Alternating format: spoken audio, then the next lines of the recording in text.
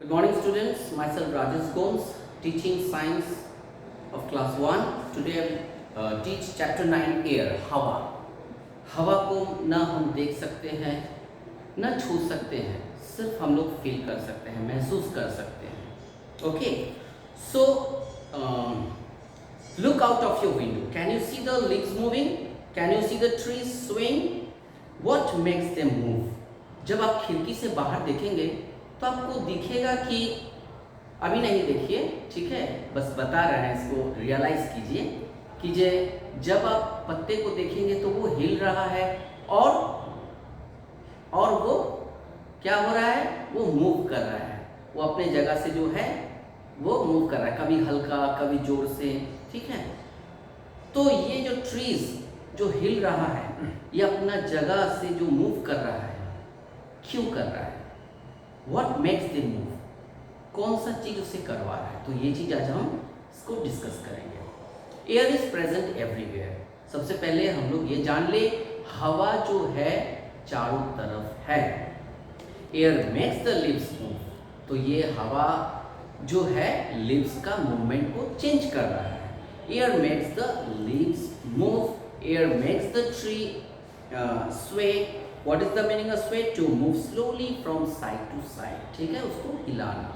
पेड़ का डाली को जब आप स्ट्रॉन्ग तूफान देखेंगे तो कभी कभी पेड़ का डाली भी गिर जाता है, लेकिन ये नहीं दिखता है कि कौन गिरा रहा है, कौन पकड़ा है, लेकिन मुझे फील होगा, आपको फील होगा कि नहीं, समथिंग कुछ आ रहा है, महसूस, हवा, उसे हवा कहते हैं. तो जैसे ये सीलिंग फैन हुआ, हैंड फैन हुआ, टेबल फैन हुआ, मूविंग एयर मेक्स प्लांट्स स्वे.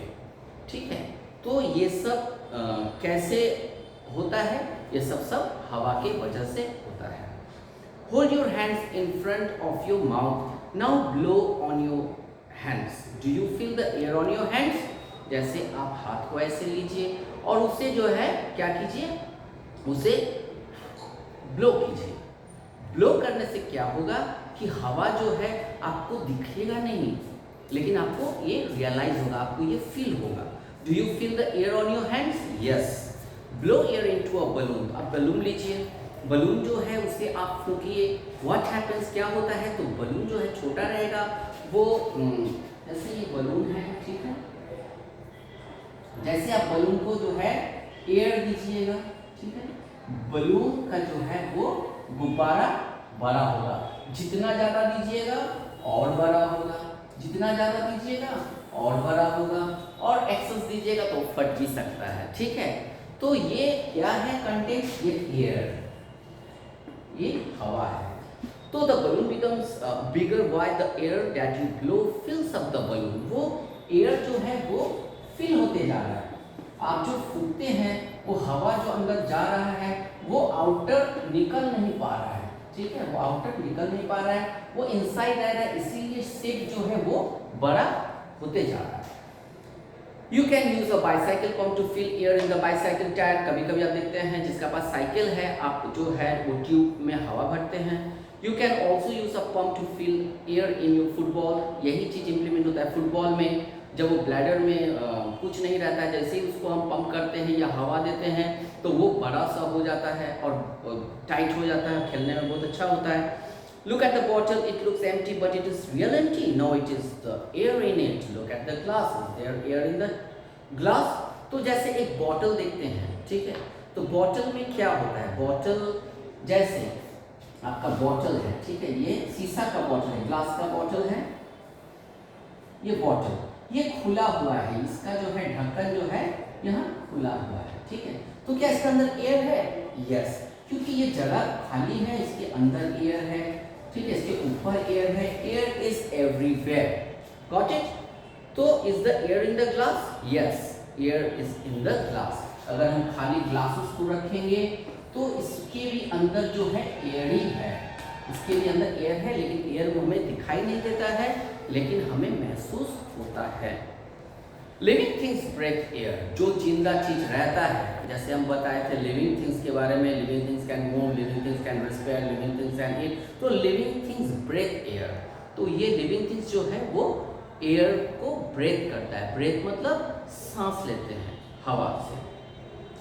You know that all living things breathe. We breathe air all the time. Hold your hand in front of your nose. Now breathe in and out deeply. Can you feel the air on your hand? All plants and animals breathe air. तो नाक के पास ऐसे ले आइए finger को और ऐसे सांस लेकर फिर छोड़िए, तो आपको एक फीलिंग्स होगा कि हाँ फिंगर में जो है कुछ प्रेशर आ रहा है एयर का। तो वो ही जो है आपका हवा है जो हम लोग सांस लेते हैं। अगर नाक को अगर हम लोग बंद कर देते हैं तो फिर हम लोग हवा नहीं ले पाएंगे, तो हम लोग सफोकेट होंगे और तब तक एकाएक जो है सांस को छोड़ना पड़ेगा। इसका मतलब ये प्रूव होता है कि जी हम लोग को जो है एयर एकदम नेसेसरी है। Without air we can not live, we will die without air. Moving air, wind. Moving air is called wind. जब हवा मूव करता है, सोचो ये एयर है, ठीक है, ये जब हवा जो है जैसे ही थोड़ा सा मूव करता है उसे हम कहते हैं wind. Moving air is called wind. तो moving air is called wind. Got it? So wind helps you to moving air is called wind. Wind makes paper and leaves fly. तो wind क्या करते हैं, जो पेपर होता है, जो पत्ता सूखा पत्ता होता है या पेड़ का पत्ता जो है जैसे गिरता है, तो इसे जो है वो एक जगह से दूसरा जगह उड़ा करके फेंक देता है। Strong wind makes tree away. जब wind थोड़ा सा ज़्यादा स्ट्रॉन्ग होगा तो वो क्या होगा, वो पेड़ का डाली को तोड़ के गिरा देगा। Very strong wind can even break trees. और ये पेड़ को भी तोड़ सकता है और तोड़ देता है। Wind helps you to fly a kite, which also helps sails to move. Strong wind turns the arms of a windmill. तो एयर से हम लोग फ़ायदा भी उठाते हैं। जैसे हम लोग जैसे बहुत बच्चे फ्लाइंग काइट जैसे पतंग उड़ाना, ठीक है, मुझे पतंग उड़ाने में बहुत अच्छा लगता है, लेकिन मुझे इसका पता नहीं कैसे उड़ाया जाता है। लेकिन जो बच्चे उड़ाते हैं वो समझते होंगे कि ये हवा जो है अभी पतंग उड़ाने का ठीक ये मौसम है, तो वो अपना काइट लेकर के, ठीक है, लटाई लेकर के अपने छत पे उड़ाते हैं। तो जो बच्चा पतंग उड़ाते हैं हमेशा याद रखो कि पतंग बहुत ही डेंजरस है।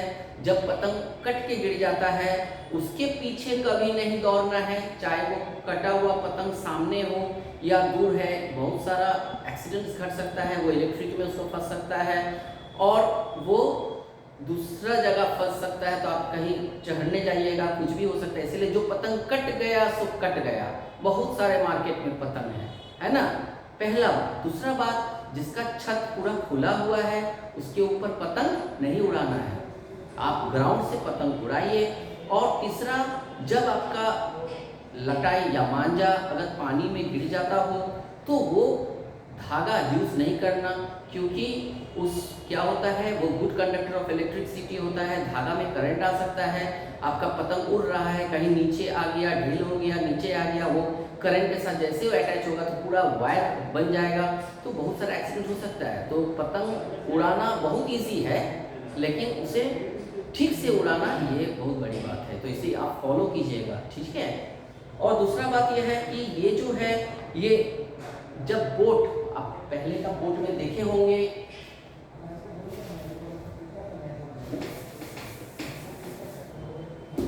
पहले का बोट में देखेंगे इस तरह का बोट रहता है, ऐसे कपड़ा का बनाया हुआ रहता है, ठीक है, ऐसे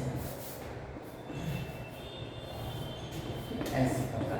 ये कपड़ा क्या होता है, ठीक है, ये कपड़ा क्या होता है, ये कपड़ा में जो है विंड अगर इस कपड़े में अगर जाएगा, प्रेशर बनाएगा, तो ये बोट को जो है आगे ले जाएगा, ठीक है। तो ये जो है ये सेल बोट यानी बोट को तैरने में वो मदद करता है।